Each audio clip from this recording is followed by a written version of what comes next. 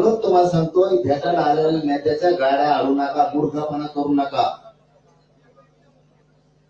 त्या हराम फराचं ऐकून महायुतीचे लोक, महाविकास आघाडीचे लोक आपल्याला भेटायला यायचे, तर तुम्ही आलेल्यामुळे येणार नाही.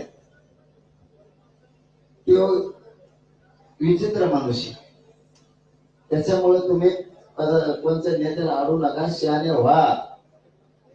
आडी नाराला तगडे धरून वाला. तू कुणाच्या पोटचा आहे नेमका सांग मला, भाजपच्या पोटचा आहे का मराठ्याच्या पोटचा आहे? तुम्हाला काय रोग आले का गाडी आडीनाकडे जायला? कशामुळे आडी तो म्हणून तुला काय ताण आहे? बघा डिझेल दिलं त्यांना. कुठे नेत्याला अडवायला गेला ना, त्याला धरून उडून आणा, त्याला फक्त मायापूर आणा.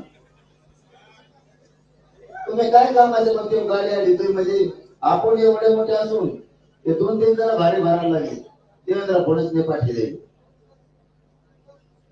त्याला तेच वाटतंय आपल्या लोकांनी गाड्या नेत्याच्या आडावं, मग नेते यांच्याकडे जाऊ नये, आणि तुम्ही तेच काम करायला. काय डोकं वापरता राहा तुम्ही, त्याला आम्ही 500 किलोमीटर. आपल्याकडे भाजपचा, राष्ट्रवादी काँग्रेस, शिवसेनेचा नेता येऊ नये, ती ते स्वप्न बघतोय, आणि त्याचं स्वप्न तुम्ही पूर्ण करायला लागले. लोकांना आलेलं की लोक इकडे येणार नाही. झालं त्याचं स्वप्न साकार. किंवा आपल्याला जेवण देणाऱ्याला फोन करून सांगतो, तुम्ही काय जेवण देता? त्यांनी लालबागच्या राजाचं जेवण बंद केलं आपल्या लोकांचं. आता गाड्या अडवायला त्याला वाटतं मराठीचे लोक कदरून माघारी गेले पाहिजे.